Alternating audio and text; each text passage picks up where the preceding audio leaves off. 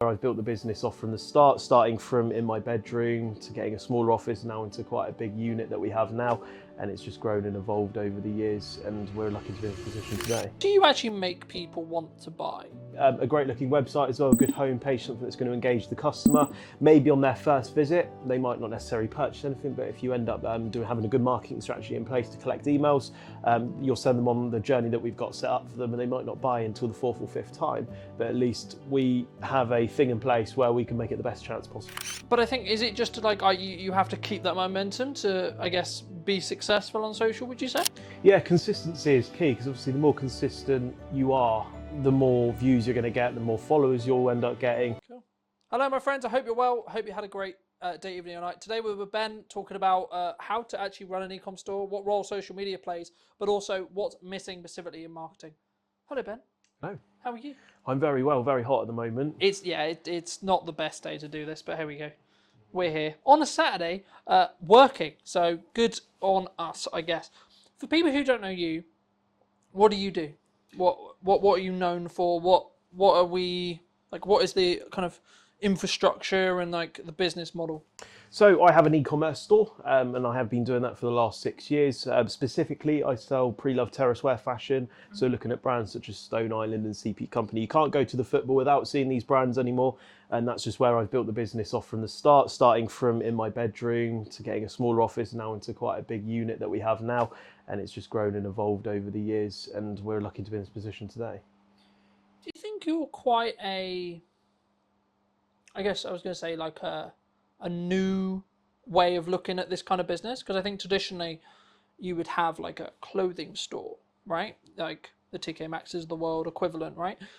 What made you want to, and was it always the plan to have a website rather than, and do it through, online sales rather than necessarily, right, we're going to have a 2,000 square foot or $2,000 a month, whatever it ends up being, like retail location to sell our product? Well, the perspective for me was that you're going to pay £2,000 a month for a retail store as it is, and that's without building up any customers, and that's very much limited to who you can target as well. So having a retail store, not everyone's going to travel hours down to come and see you without a reason, but whereas if you have a Shopify store which costs $39 a month, you can get anyone all over the world to have a look at your store. So that was always the passion and drive for me, to spend $39 and then I can have everyone shop. But of course, with an online store, the conversion rate's a lot lower than you would if you have someone coming into your store, because you kind of get that feeling of, I really want to buy that, and you'll probably buy it in person, whereas if you look at it online, you end up just cutting it off and not buying it. How do you, maybe on the website or like, we'll get on the social, I'm sure, but like, how do you actually make people want to buy online? Because I've always been like, unless you're like the Amazon, right, and I've got a specific destination or a specific thing in mind, I'm going to go click, click, done. But if you're not that, how do we get people to sort of go to the website and then actually make a purchase? Because I think that's the struggle. Because, you can push traffic to a website, but it's then how do you convert that traffic into baskets, into sales, into, people actually buying the things you're selling? So it's all to do with sort of like specific stock buying as well, making sure we have the right products available, because if at the end of the day, if you've got a store full of stuff that people don't want, they're not going to buy it. But if you buy the right things, it's going to look great. A great looking website as well, a good homepage, something that's going to engage the customer. Maybe on their first visit, they might not necessarily purchase anything, but if you end up having a good marketing strategy in place to collect emails, you'll send them on the journey that we've got set up for them, and they might not buy until the fourth or fifth time, but at least we have a thing in place where we can make it the best chance possible, because not everyone on your website is going to buy something. That's just kind of standard. So do you think it's more about someone hits the website, maybe they look at something, then they'll come back, then they'll come back again, and then the fourth time, then they'll buy something, more than hit the website, buy? Yeah, unless you're specifically looking for a certain product that we have, people just tend to, because I don't really release my drops before, I don't show people what we're going to drop. So a lot of people go on there to see what we've got, and they might not necessarily want anything, but they all still go on there until they find something they want. So they might not kind of find anything for the first couple of weeks. But because we've obviously built up a lot of cash flow in the business now, there is always something available for everyone. So we make sure we cater for every single size, from anything from size small to 3XL. And so there is something for everyone, but not everyone's going to check out, and that's just kind of what you got to put up with. I guess in some ways, is that then like a strategic strategy around like retargeting with meta ads, or like reminding people like, hey, through email marketing, like abandoned cart stuff, like is that the focus then? Like, is that where you see maybe the return customers, or is that or that could be a focus for maybe an online business that's maybe struggling to make their website like work? Yeah, Would you so I say? would say other businesses, make sure you focus on retention marketing, making sure that the customers that you do get, they make sure they return and have no other reason to shop with another store. That's standard for online businesses. Email marketing as well. People might still be shopping around for that sort of stuff. They might have just forgotten who you are, which is pretty standard. Be like, hey, we're still here. That can drive conversions as well. And it's just making sure that you keep them in that sort of like customer journey and make sure they keep coming back. So we've currently got a 12-month journey set up. And at the end of the 12 months, if we can't retain the customer, we will stop emailing them. But that's kind of how we've retained our customers over the years. What kind of timeline would you say that? Because I think sometimes email marketing it's a very traditional sense of marketing, but I think sometimes people look at it as we do a sequence, maybe 30 emails, 60 emails across like 2 months, and then I think there's a balance, right? I mean, what would you say? Is it like a daily thing, like in regards to like how you send them and like what you send? And or is it actually like we're going to send you 1 a week or 2 a week? Like, how do you structure that from your perspective? So we don't want to hound the customer, because if you keep daily emailing them, a lot of Chinese companies do it. They just hound you every single day. I bought something from Alibaba. I get an email like 4 or 5 times a day, and that's enough for me to block them. But we kind of just send something to them in like a structure, maybe like one week, and we won't email them for another 6 weeks, and then 12 weeks, and then 6 months, then 9 months, then 12 months. So we don't hound the customer. Also, not hounding the customer and sending loads of spam emails will not make it go into their junk box either. So it's important to look at that as well, and just not absolutely hound them every single day. And what are those emails? Is it just like, hey, we've got a new thing? Like, is it news? Like, how do you structure those? So we've got a load of different sort of email structures for certain customers. So for example, if you bought something, there's always a thank you message that goes out. We've also got stuff maybe a week after they purchase, be like, how did we do? Leave us a review. If they haven't purchased in a 3-month time frame, then we'll send them an email, possibly with like a discount code. We're also looking at making a monthly newsletter as well, because a lot of customers are interested in what we do, what's evolving, what's changed, and to send out a monthly newsletter to be like, hey, we've done a podcast this month, or we've renovated the office, and just little things like that, because a lot has changed in the last 8 weeks, and I would love to tell the customers. So we haven't got that set up yet. So I feel like the customers can also almost feel a part of the business when you start emailing them with these sort of really nice things as well. Do you think that sometimes people either get overwhelmed with the number of channels that people say should market, right? So people who follow the show, they're like, you need to do video content, you need to do a podcast, you need to do email marketing, you need to do social media, you need to do... Would you say people get easily overwhelmed? Yeah, like with what, like so much going on with social, yeah, and the marketing channels they could be on. It's quite difficult because there's so many social channels and so many places you can market to nowadays. And I feel like if you primarily focus on Instagram and TikTok, all of the content you post on TikTok, you can also post on Instagram as well. They were the two that I really focused on and got good at, and also built up the following on. But obviously there's places like Twitter, which not a lot of people in my industry use, which I don't use too much at the moment. You've got Facebook, there's loads of other places. YouTube as well is a really important one, which not a lot of businesses do. And I feel like the reason people get overwhelmed is they try and just do it all on their own. And when you start outsourcing these things to people, work it for the first 2 years, get it really good, but it's good to the point where it's too busy, outsource it. And that's what people do. They get themselves overwhelmed because part of growing a business is starting to outsource things to other people. For example, Elon Musk, did he do everything to earn his $1 billion, or did he outsource a lot of his sort of things that he needed to do? And that's kind of the direction that I've took. People don't want to spend money in their businesses. They don't want to spend £800 a month for a social media manager, but that £800 that you spend on the social media manager makes you productive in other areas in order to grow it elsewhere. And that social media stays really high because you've got someone paying £800 a month for a £4,000 return on investment. I think for me, and I'm sort of focusing on this as well, and I've since we had the media day, which I'm sure we'll get onto later, like I've looked and I've been very fortunate where the podcast is doing really well. So I'm like, okay, great. But it's now eating up time that I could be spent servicing clients, talking to clients, being a marketing and sales person, right?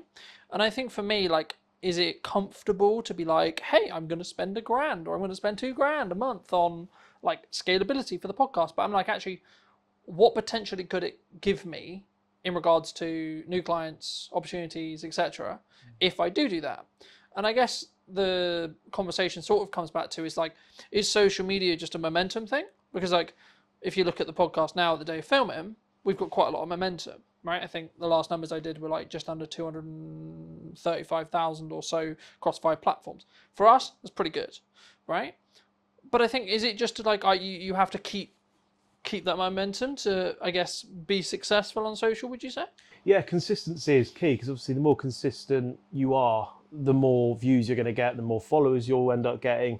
And obviously if you've just stopped dead for 6 months, a lot of the people that were watching, because the way the algorithm works, you're just popping up on their feed based off of what they sort of search for. And if you're not creating new videos, they're not going to get shown, and people are going to just slowly forget about you. So the most important thing about social media is staying consistent. And this is the problem I had. The business was growing so much that I didn't have time to do social media. So that's when I got into contact with you, and I was like, let's just do a media day and get 40 videos in advance, and then I don't have to worry about it for a month. And then I can do 8 hours or 16 hours per 2 months on content, whereas instead of stressing about it, trying to do it myself, trying to edit it and everything like that. So it's definitely a big time saver for me. Do you think that people, what's consistency, right? Does it have to be, in your experience, does it have to be daily? Does it have to be weekly? Does it have to be we're going to do, because I do basically daily non-negotiable. And then when I can, I try to do 2, 3 or 4 posts per day, every day. But also that's with the caveat of saying, if I'm traveling to do the podcast, or I'm traveling to do this and travel, so last week at the time of recording was the first day in London, and I maybe I got 2 posts. Now that's pretty good when you consider I wasn't at home at all. But for some businesses, they'd be like, how did you even get 2 posts out because you were traveling, or the business was really busy, and etc. Is it just preparation? Yeah, I would say there's lots of things out there which you can use to kind of schedule your posts in advance. So if you know that you're going to London on Wednesday, on the Tuesday evening, schedule your post to go at 12 o'clock, 4 o'clock, 6 o'clock or whatever. But I feel like for businesses, you don't have to post daily. You can post weekly. It depends what sort of business that you have. So if you have a podcast, nobody's going to expect you to watch a podcast every single day and make an edit and make it work. But some people would work weekly. But for someone like me who's trying to sell a product and needs to be seen on the face every day, I think daily's good. You don't have to post 2, 3, 4 times a day. That would be better. But at the end of the day, you need to put your time into perspective, and also the cost of the content as well. To get 2, 3, 4 videos out a day would end up getting quite expensive, especially if you outsourced it as well. And that's also very time bound as well, especially to keep up with that's 120 videos a month or posts. It depends what sort of you're trying to achieve with it all. For me, I see it as you've got to work smart and hard at the same time. And because of the nature of the podcast, it's an hour conversation. I can extract probably, if I really wanted to, maybe 10 to 15 clips that I can edit. Then I can chuck AI involved and get 20 to 30. So there we're talking, I've got nearly a month of content if I just wanted to squeeze it. The reason why I found it's really working with the weekly shows is because people are now starting to get into the rhythm of there's going to be another show next week. And normally I haven't really built a schedule yet. I probably will, but for me it's actually around Saturday there's going to be a new episode, because by the time I run out of clips and I've done the week of work, client delivery, etc., I've then got a position where I've edited the new show's ready, so then I can start marketing that show. But I think sometimes, and this is kind of what I was alluding to about all the platform thing, do you think people get shiny thing syndrome sometimes? Maybe they'll see what we're doing on Instagram and TikTok, for example, and going, oh, that works really well. Oh, I have to be on Instagram and TikTok, even though they've just decided to commit to LinkedIn for a while, or they've just, etc. Do you think, or maybe not even just looking at social, maybe they're we're going to do email marketing really well. Do you think that people should sort of commit instead of go into depth on, we're going to get really good at this one thing, rather than we're going to try and do, we're going to build up this side model and we're going to do this. And it's the same in business. To an extent, it's we're going to have a coaching model, then we're going to have, we're going to sell products, and then we're going to do events, and then we're going to do consulting, and then we're going to do marketing, and then we're going to do media days. And so, do you think that's a bit, can that be, because obviously it's good to diversify, but when does that get too much? I guess the question comes, do you think? Well, if you put it into perspective, if you leave a plane on autopilot and jump out, it's going to run out of fuel. So to focus on one thing at one time, to make sure it gets to where its destination, the plane theory is making sure it gets to its destination before you do another project. So I would always say focus on one area, get really, really good at it, and then look at other things as well. Because if you don't master that thing, you're never going to become really good at it. So if I just focused on LinkedIn and then I just left it halfway and I thought, nah, I'll have a look at that in a couple of months, and I started focusing on Instagram, you're going to lose the touch that you started to build up on LinkedIn, because people that saw those daily posts that started to really enjoy what you do, they're not going to see that content anymore, and they're just going to be like, oh, that's a shame, and I'll go and look at someone else that is doing it every day. That's the mistake that I made with YouTube, and that was just more of a time thing for me. I started doing these videos, just vlogging my day, what I'd done in the office, and a lot of different things that we get up to in the business. And I'd done that consistently for about 2 months, which built up a lot of traction. A lot of people were there, ready, interested, and it just got too much, because the time thing for it as well, because you spend probably maybe 45 minutes worth of clips every single day, which isn't too much of a problem, but it was the 2, 3, 4 hours a night that was editing it. But I could only keep it up for 2 weeks, because you're trying to run a business around it as well. So I feel like if people stay consistent and get really good at that one thing, to the point where you could pay someone and outsource it to keep it all going, that's where you want to be. Because I feel like if you put half-assed effort into something, you're never going to get that full reward that you could potentially get out of it.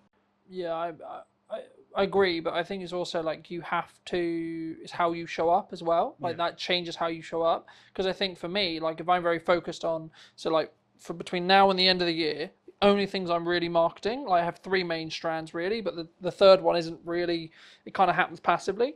The first is the podcast, the second is the event in September, and then it's the service. But the service is a byproduct of everything else. So actually, I don't really need to market the service anymore. There'll be the odd video that's very specifically led towards that, but it's less important now because I've got infrastructure and I'm really far ahead regarding the podcast. So it actually allows me to go, when I'm really busy with client work and when I'm really on client delivery, actually takes the pressure off a bit, because I don't need to go, oh shit, I need a guest for like Wednesday so I can get it edited and ready for Monday. I can just go into the archive. And I think for me, one of the first conversations we had was about creating a content surplus. I mean, how do you look at it, I guess, outside of, for maybe people who may be starting out, obviously there is an option to bring someone like me in to go, here's 40 something videos from one day, cool. But if people maybe aren't ready to do that, how would you say they could create a bank, a surplus of content? Well, I've learned quite a lot since doing the media day with you, because my social media for the last 2-3 years, where I've been taking it quite seriously, it hits levels of inconsistency sometimes where I don't have time. But I feel like if you have a set day every single month where it's just this pure content day, you don't have to worry about anything else, it's just pure content, you can build a big bank and a surplus of content, and then you're able to dish it out in days and in whatever sort of direction you want it to go in. That's what I wasn't doing. For some reason, I would just film it on the day. I'd be like, right, I've got an idea, I'm going to go film it, edit, put it out at 7 o'clock tonight. And that's not very sustainable. That leads to days where you don't post for a week because you film that video, it does really well, you get loads of orders, a lot of business from it, and then you're like, I don't have time to film more of these sort of things. But if you specifically focus on that day worth of content and then dish it out, that really busy day that you get and that video that spikes and gets you a lot of traffic and attention, you can keep that momentum up as well, which is really, really important for businesses and social media. How did you find the media day as a whole? Because I think we're about for maybe 3 weeks-ish out from it, maybe 2 weeks. How did you find it? Really fun. I think it was great. I love being in front of a camera. I've always used my little DJI camera for my sort of videos in the last year or two. And to have something more professional, have like 3 massive cameras looking at you, was just something really fun and different for me. And as you've said to me before, it's not for everyone. A lot of people find it quite daunting, but I really, really enjoyed it. And it really does, when you put it out on social media, how professional it looks and how like people think, wow, that's really, really cool. He's doing like a proper sort of setup now. And for the cost that it does and how much you break it down per video, it's definitely worth it, 100%. How have you found the videos? Because obviously we're now in a position where I think 4, 5, maybe 6 have actually gone live, right? I mean, how's your community's feedback been? Like, how have you personally found them? I felt less stressed about social media because I know today, for example, I've got video that's already gone out today and I don't have to worry about social media, and the algorithm does all the work for me, pushing out to the right people. And yeah, it's really good. Obviously, Yeah, it's brilliant. I have nothing more to say other than it's just I don't have to worry about it anymore, which is an important thing for business as well. Because once you start growing and scaling, you need to make sure you have things in place that whether that's outsourced to make sure it gets done. Do you think that it's about, I guess in some ways, when you've got that bank, it allows you to then be more present with, in some ways, the other tasks that you need to do, right? So because you've got that bank, you're like, actually, cool. I don't even need to, it's not even partially in your head at all. You know, like I've got all those pieces of content. I know I'm good for social media content. Okay, cool. What's the next problem I need to now fix? Because I think as business owners, we spend a lot of our lives just fixing problems. That's our job, really. That's what I try and do for clients. That's, of course, what you'll do within your business as well. But is it allowed you, I guess, in some ways to be a little bit more tunnel vision on the other problems that you have? Yeah, so in the last 6 to 8 weeks, I got a consultant into the business where they basically go into your business, find things, improve it pretty much. And it's allowed me to really focus on these tasks. So social media did take up a lot of time for me, editing and stuff like that. And I thought to me that was a priority because that was the only sort of channel that drove organic and all the sort of people that actually landed on my website before I even looked. I don't even know why I didn't look at like paid ads. I've never looked at paid ads, and I've built up the business to where it is 6 weeks prior, all through social media and also live stream shopping, which we'll touch on later.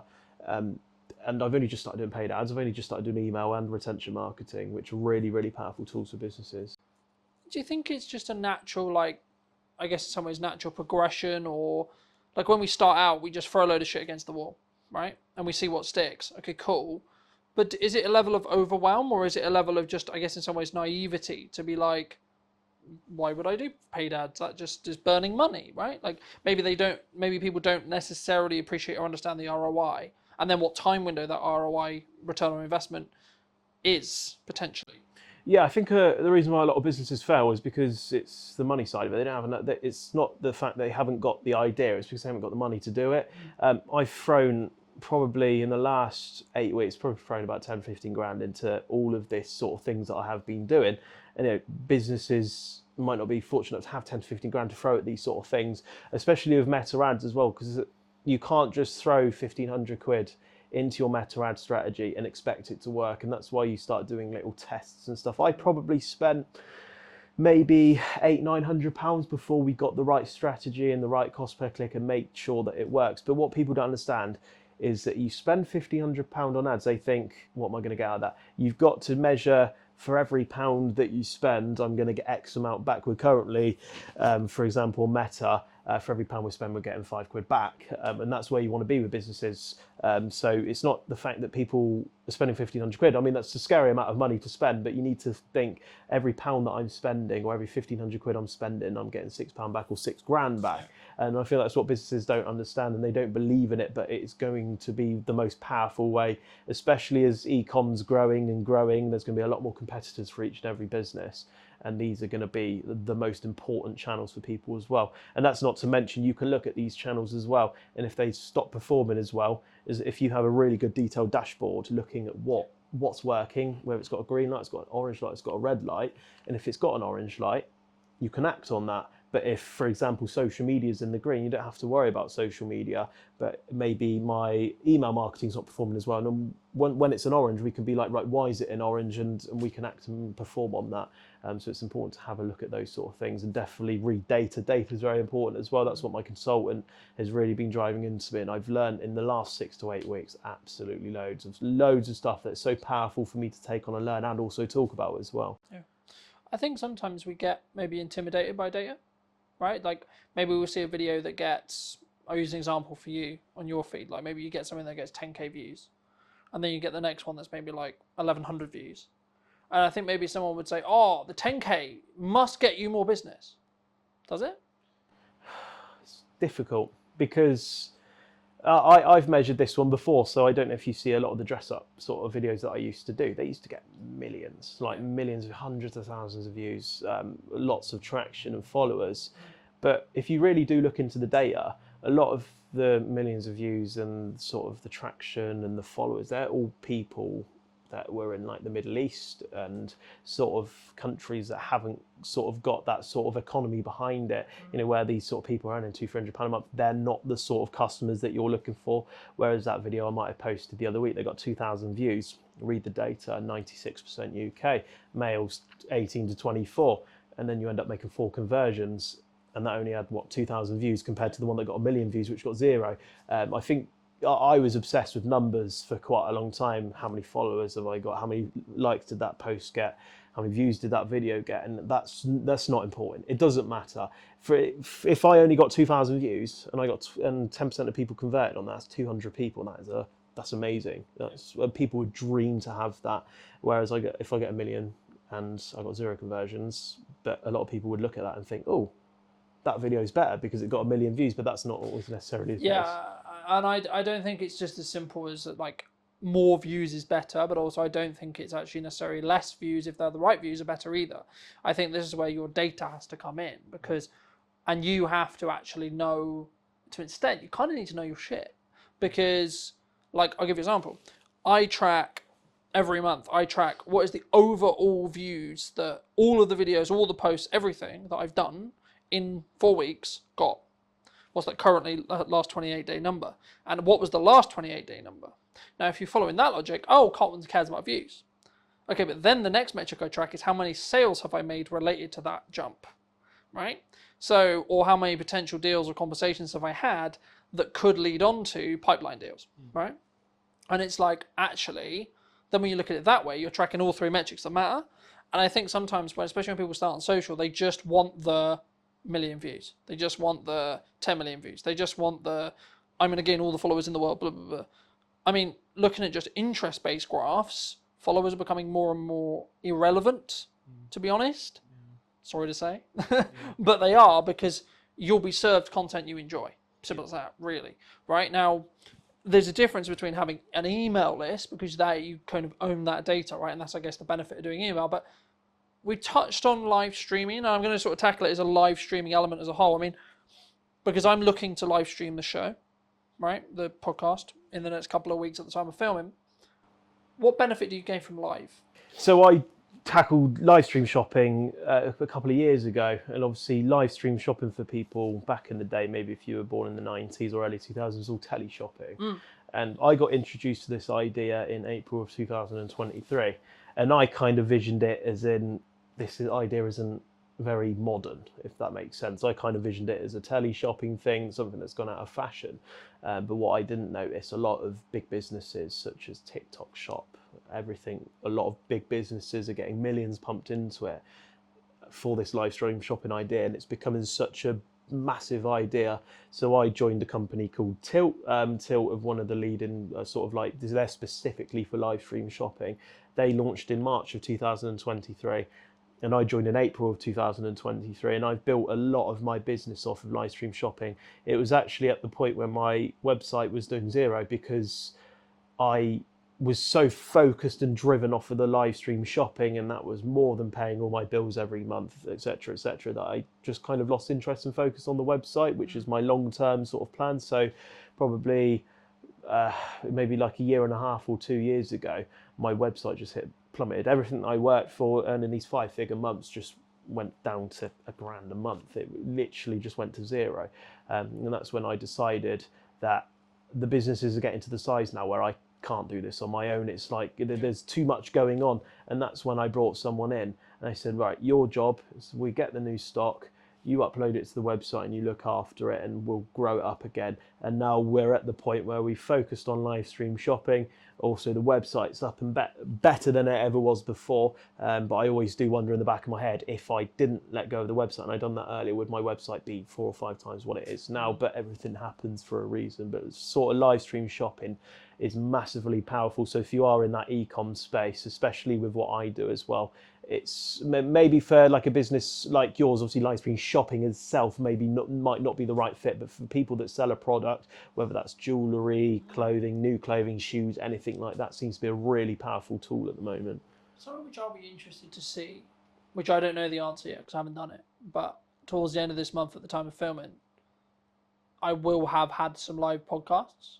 Like I'll be filming the live sessions, and my thought process behind that is, at the moment I've got like I said to you before we started, this won't be out until September unless I pull it through and let it skip the queue. It won't be out until September, and the reason why is because I've like worked really hard the last course the next month to get ahead. So I have the consistency, so I can always have a podcast every week. But the reason why the idea came from the live stream side was, actually, I could actually have a live show here because I'm filming all the episodes anyway. I'm setting up all these cameras, I'm setting up all the tech. It could work. And actually there might be and purely from one of my growth plans is to build the YouTube channel so it can become its own revenue stream. But if you want to gain watch time, one of the best things to do is live stream, right? So if I've got, let's say, a double podcast day and then some solo content on the end, I could do that in a 2.5 hour live stream, right? Now, it will take me some time, but also if you use programs like Restream, for example, and I'm not in a position where I'm in contract, so I can basically stream wherever I like. I could stream to Twitch, I could stream to LinkedIn, I could stream to TikTok, I could stream to Instagram, Facebook, YouTube, all these things all at the same time. So maybe each stream only has 2 or 3 views, but across all of them, I maybe will have like 100 or something, right? Or as I build consistency, it will grow. And I think for me, like especially as a service-based business for me, like you're right, live shopping in TikTok style is like purely product led. But the thing which I think people maybe misunderstand or misappreciate about service is how you show up, and being the expert will be the reason why you will choose to work with me, will be the reason why the next client will choose to work with me, etc. And how much is that lifetime value of the client going to be potentially? Actually it could be pretty significant when you think about it that way. So actually spending the time, energy, resource and potential money to upscale what you're doing with your content could be the reason why someone chooses you over choosing someone else. But before we move too far away from like your live sales, live product sales, would you say, if you're happy to share, like what is your percentage between your revenue from a website versus the live side? Well, I don't mind going too much into numbers about it because I think with the way HMRC is going now, it's going to be all on there anyways at some point. But we're kind of averaging on year. We're looking at doing about $250,000 on just live stream shopping itself, and that's every year, which is still going up. So I think this year we're looking at doing closer to 400,000-500,000 sort of on that live stream shopping, and that's a massive amount of money to, committing to maybe. I think we probably do about 10 hours a week on live stream shopping. We don't even do that much. There's a lot of big businesses now that they specifically hire people to go 8 hours a day on these live stream shoppings, and I personally myself know they must be bringing in absolutely millions. So where the website is now, I would say that they're going to be quite level. I think the website's just beneath it where it is at the moment, but with the website and the momentum, because this was all organic. But once the sort of like the meta ads are completely perfect, the retention marketing's big, the email list is going to grow. It's going to end up being up there. But then that's not to say that live stream shopping could evolve even more and grow. I think they'll end up going pretty level, but whether that's live stream shopping on top or my website on top, I don't know at the moment. But I would say that they both play a massive part in the business, and just having them two alone is enough to make it a really big sustainable business. Do you think, because obviously in your own right, you're clearly successful, right? I don't know whether you count yourself as successful, but like to the people watching, they would see you as someone who's successful, I would hope, right? Do you think you have maybe lifestyle creep, or like, how do you deal with that yourself? Because I think younger entrepreneurs who have seen success, whether that's the definition of you have freedom over your time, you make good money, you're making the money that you want to make or more, or etc., you've got the office, you've got the staff, whatever your definition is, do you think it can go to people's heads sometimes? Yeah, I think it can create an ego problem with some people, where a lot of influencers start to flash their lifestyles and nice So look cars. at me with my Rolex, look at me with my car, look at me with my house, etc. That's the direction I never want to go in. I never want to be flashy. I never want to kind of like rub it in people's faces. I struggle with this kind of it's called imposter syndrome. If you wanted to Google it, it's basically where you don't feel like what you've achieved you deserve it, sort of thing. I feel like as a 22-year-old, I should kind of be just starting out in a career as opposed to doing what I do. And I kind of look at myself sometimes and I'm just like, wow, what have I done, sort of thing. Well, why don't you deserve it? Because you've worked hard. You've worked hard for a long time. And I know your story, and we'll give a brief. Do you want to give the audience, my audience, a little bit of a brief synopsis who maybe haven't seen the video we did in your media day about sort of how you got here? Because I think it could be perceived as like, oh, Ben's doing really well, right? As I alluded to before. But how did you get here? Just before we go into a little bit more depth on like I guess maybe the insecurity side of it, or like the imposter syndrome side. Because I think for me, it's just a sign you've worked really, really hard and you found something that works and then doubled down on it by taking the risk. But how did you get here? So it all started back in lockdown of 2020. I think that's where a lot of kind of online e-com businesses started to really sort of like kind of drive to an extreme level because no one could go out shopping. The rise of everyone being locked in a house. Yeah, I mean, you couldn't go to the pub. That's a lot of where people spend their money, and people had a lot of disposable income, so they're spending on these stores. So myself, I was working at Sports Direct earning a very piddly wage, £4.58 an hour, but I was 16, so to me, getting that £200-300 a month was amazing. I could go spend on whatever I wanted. I didn't have anything to pay for. So obviously you got furloughed, so that was an extra £200-300 a month for doing nothing as a 16-year-old. It's the most amazing thing on earth. They then got a job at the One Stop down my local area.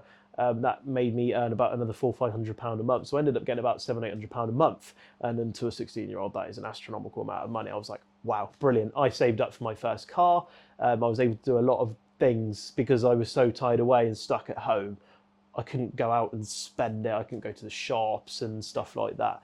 And so it all kind of started from there, really. And I kind of got a bit more of an expensive clothing taste. I've always liked these really cool terrace wear brands such as Stone Island, but could never justify spending 180-200 quid on a jumper. I thought, what idiot would spend that? My parents still have that attitude, even though I might spend £700-800 on a jumper now. It's kind of perception at the time.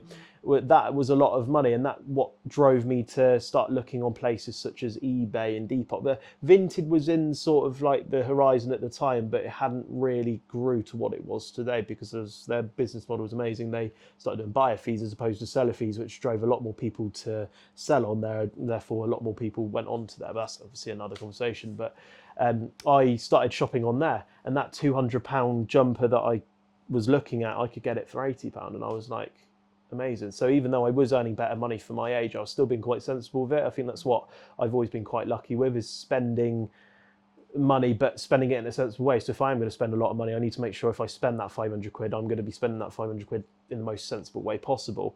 And I picked up my first Stone Island jumper, and it was a worn navy Stone Island jumper. The badge had been through a wash a few times, but I picked it up for 70 quid. And when I put that on, I was like, this is amazing. I've got that £200 feeling for the price of like the third of it. And that same jumper, I sold it a couple of months later, even though I must have worn it to death, spilled so much stuff down it, all that. So I sold it for 100 quid, and I ended up making 30 quid whilst wearing something that I felt that I got that same experience with. And that led to one another. I bought another jumper. I paid another £70 for it. I sold it for 100 quid again. And that's when I got the bright idea of I'm possibly going to start buying stuff specifically to sell it. And instead, with the profits that I made, instead of wasting it like most 16-year-olds do, I was building up just a bigger pool of money, spending a little bit more. My parents were very controlling over this because they wanted me to save up, to put money away for when I want to move out when I'm older. So they were like, right, 4 or 5 items at a time. Don't buy any more. If you buy any more, we're going to kill you, basically. So I kept doing that, kept buying, making a bit of money, selling, and it wasn't all plain sailing. There was a couple of times where I lost money, but that's just part of the business, and that's where you kind of just learn and develop over time. And then fast forward 5 years later, we're here somehow. Just all happened really quickly. Do you think, like you mentioned spending a lot of money, do you think like people maybe worry that you're spending, like, let's just use the example that you gave, like 500 quid, right? But they're coming at it from the perspective of, shit, that's like 20% of my monthly income, for example. Right now, but if your monthly income and you're in a fortunate position where you build a business where actually let's just use a number for the sake of it, of like 10 grand is your monthly income, then actually spending 500 quid is like, meh. You know what I mean? Like because it's less of your monthly income, it becomes, I hate to say less important because I'm aware of the climate, right? But it's like in context, right? Someone who makes £1,000, that's 50% of your monthly income.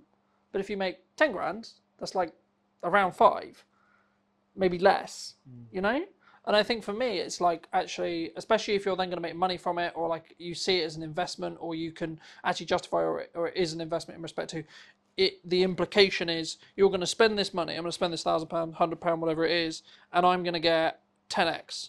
I'm going to get 5x. I'm going to get etc.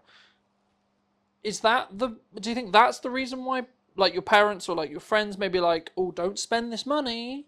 Yeah, I think going early days, for me to spend £400-500 was a massive deal. That's a massive amount of money. But as you say, as you grow and develop, the more money you earn, that £400-500 becomes less and less. And it doesn't matter as much as how humble people stay. Your perception of money seems to kind of go out the window a little bit. For me, for example, in the most nice way, humble way possible in front of the camera, for me to spend £1,000 on a new fridge for the office isn't very much of a big deal to me as it was when I would be 16 years old. And that, I think, regardless of how humble you are, wherever your beginnings were, I think that's always something that it's just going to naturally happen. Do you think that also comes because, we've spoken about it before, but I think it's I guess in some ways a lack of understanding that there's an abundance of work. Because like in my industry, people have said to me, the creative industry is really hard. But I'm in a position where I'm like, how do I say this nicely? No. No, it's not. And I'm very cautious when I say that, because for me, I'm aware that it's because of the output, it's aware because of the work that I'm doing, but it's also because, for me, to an extent, it's like, I know what works with marketing now, and I'm clearly doing something right. So it's like, let's just keep doing that.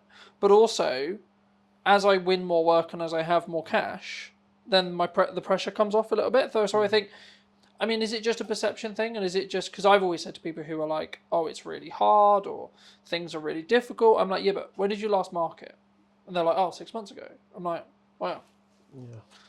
I hate to point the finger, but no shit. Yeah, Do you think it's just a perception thing?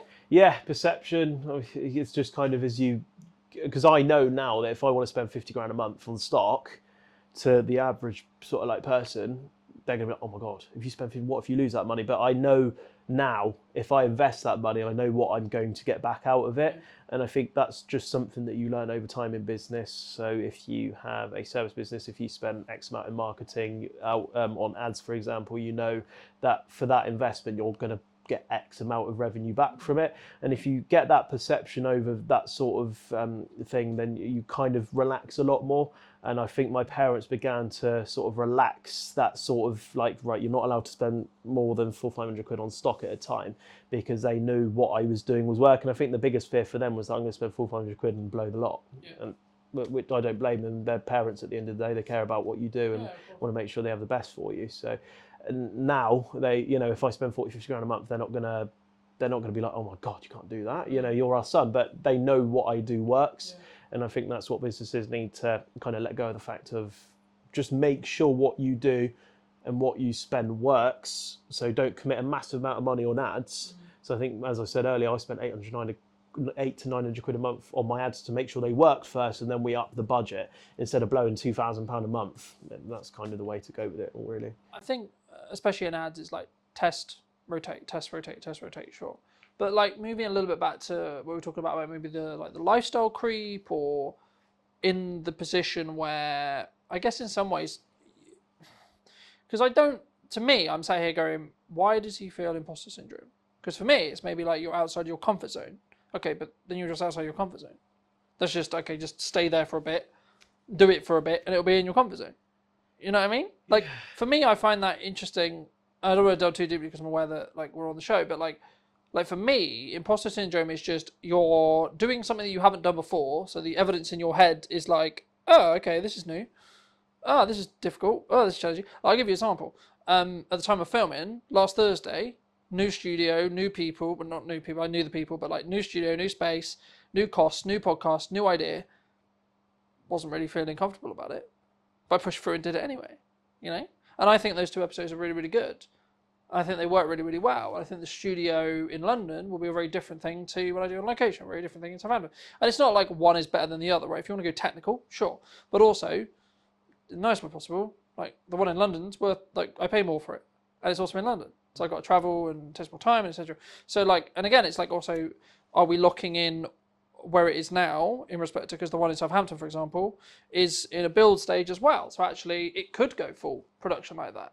And actually then they would be on the same level. So I think for me, imperfect action is what matters. And I think that once you gain some momentum and you have some success, you could say, I mean, we were talking about when you were driving me back from the media day about like looking at a car as like a, maybe not a great investment, but actually it's the context in which you apply to it, right? Like for me, if you enjoy that car and that's your like treat to yourself that allows you to keep working hard and keep making, let's just put a number on it, an extra £50,000 a year, £100,000 a year, whatever it ends up, whatever your number is, then actually why shouldn't you spend that money on the car? You know what I mean? Because if it's at what point, I think sometimes as business owners, we don't, for a very long time, I was like, yes, I won, and then straight on to the next thing. I was very, very bad at celebrating the wins. And I think it's kind of the way you counterbalance imposter syndrome, in my view, because it allows you to give the evidence to say, no, actually, you are pretty good. You are actually clearly doing something right, you know, regardless of age. Because I think it's in subjective terms related to, actually, I would say the age is your advantage, because you looked at the business and went, yeah, but someone who's maybe 50 will go, I have to have a retail store. Because that's what they grew up with. That's their perception. Yeah. They can't think I can make 400 or whatever it is, like nearly $1 million a year, just on live stream shopping and on a website, right? Yeah, no, I agree with all that completely. It's good perception of it all. The imposters sort of thing for me is that I'm so young and I've achieved kind of what I've always wanted to achieve in life so young. And I think for me, I don't deserve to have that at such a young age, because people work all through their lives to get up to the age of 50, 60 before that they get that really good idea. And I think it's just for me, that's just kind of the sort of person I am. I just don't feel like at that age. I think that's important to be staying humble. Yeah. Right. And I think that's important in how you show up, and that's important in how you scale, and that's important in, actually, to be honest, how you'll then pay your staff, how you'll then pay the people you work with, how you are with the people you work with. You'll be grounded. But like for me, I was in this like fortunate position where people are like, I want to get to retirement age. I want to retire at 40. I'm like, what would I do in retirement? I know. I would film videos. Yeah. I would have a podcast. I would do this. And I'm like, hold on. So I'm there too. I'm nowhere regarding revenue right there. But like, I've got enough money to pay for what I want to, what I need to pay for, and have a percentage left. Put enough aside to keep for rainy days, and put some in investments, and happy days, you know. And then I can save towards a goal of, okay, I want to buy a new camera, or etc. You know. So for me, it's all a perception. Yeah. For me, it's actually control over time, control over what I can do every day, control over who I spend my time with, what clients I have to say I can say yes or no to. So I think for me, I get to an extent why someone in your position or someone listening would potentially feel concerned, imposter syndrome, etc. But for me, that's a sign of growth. Like I was talking to my partner about this and a good friend of his this morning. It was like, the things that used to piss me off a year ago, they don't even scratch the surface now. I was like, that's a sign of growth. That's a sign I've grown. And I think it'll be interesting to see where we both are, but just looking at me personally, where I'm going to be in a year to two's time. Like the things I worry about now, are they even going to be things that I worry about? Probably not, right? But what would you say to people who are maybe on the fence about, they've got that idea, like you had, right? And they're like, yeah, but it's not safe. There's no 100% guarantee the business is going to work.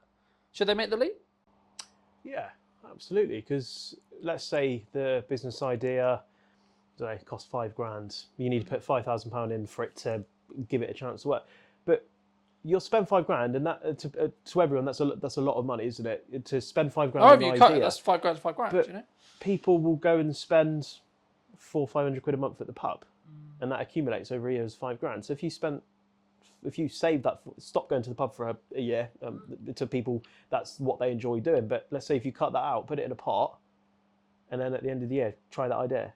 And then you'll be able, and if that idea works, you'll be able to do that business, plus go to the pub and still have money left over. So I think try it. But at the end of the day, for businesses to work, you've got to take risks, and take risks important. If you lose £5,000, make that £5,000 back again and try the idea and do something a bit different. Do you think it's worth the lessons that you might learn in that though? Yeah, all lessons are like they're Because priceless. like, even if you fail, the way I've looked at it for a long time is like you either are successful or you gain some lessons. You don't really fail. You're like, oh, don't do that again.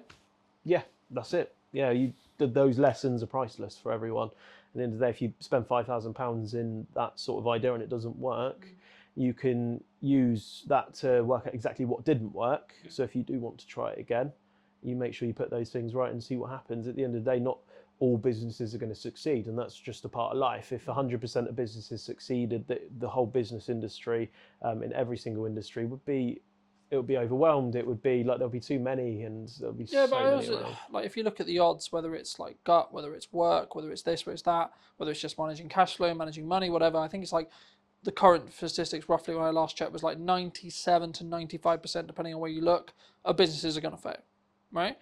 So it's like, yeah, the odds are against you, but actually, if you extrapolate that out to the world, 17 billion people, actually, the odds that you win there are pretty fucking high. Right? Now, yeah, maybe the numbers, like, in comparison to 17 billion people, quite low. But it's still going to be a couple of million people who win. You know? Yeah. And that's in the lower scale of that. Let's say we go 1%. You're still looking at close to just under 1 billion, right? Of people who will still win. The question I guess I would have for the audience is, do you want to be in that 1 billion who has the freedom and the time and the ability to be able to be, quote, extraordinary? Or do you want to climb the corporate ladder? Do you want to have the job, right? And then the 3 holidays, the 4 holidays, live for the weekend, live for the holiday, or have the freedom over your lifetime, energy, resources, etc.? Yeah, for me, the sort of like the only worry that I have about running a business, and at the moment it's working brilliantly. It's on like 180% trajectory this year. We want to up it. One thing that's always in the back of my head is like, what if it fails tomorrow? But that's when you sort of put these sort of like data analyst things in place where you can read this data, and if it does start to but you'll see it beforehand. That's it. Yeah, I think that's what people worry about, is the fact that you'll be able to tell that these things are going wrong, and you can always put it right. So long as you have a good structure in place for if it does start to go on a bit of a downhill, you can just pull a lever and it will just go straight back up again. For people who want to connect with seeing some of the content you do, check out what you do a little bit more, where's best for people to reach out to you? Instagram, also on my website as well. You can have a look, you can fill out a form, chat to me. We've got a landline number as well if you want to chat to me on the phone. More than happy to chat to you on the phone. But yeah, my Instagram is Heat From The Spire. It's HEATFRM, all in one word. And obviously on the website, and everything's the same across all platforms as well. But best place to go is Instagram and my website for sure. If you were going to talk to that 16-year-old who just flipped his first product, made a little bit of money, maybe a little bit insecure, what advice would you give him now? I would tell him to keep going, reinvest wisely. I would say, in a sense, don't listen to everyone around you, because if I listened to absolutely everything anyone ever said to me, for example, my parents wanted me to stay in a full-time work. If I listened to that, I might still be laying bricks, and I wouldn't even have this place. I wouldn't have, a nice car that I have and stuff like that. And I would say just be wise about who you listen to. And if you want to take a risk at a young age, absolutely do it, because that is the best time in your life. You don't have a mortgage, you might not have kids and a lot of stuff. So the time to take risks is when you're in your teen years, or when you're still living at home. So that's the best time to start a business idea, because it's really hard to maintain and sustain a business, especially when you might be in your mid-20s, you have a mortgage, you have 4 kids, you're getting married next year, a lot of bills going flying out, expensive partners as well that might want to. So yeah, I would say absolutely go for it. And if anyone is young that does watch your videos or watches this from my page, just reach out and I could give you some advice. Thank you so much for watching. If you did enjoy this episode and would like to see more like it, make sure to be subscribed and let me know what you think in the comment section down below. And I'll see you very, very soon.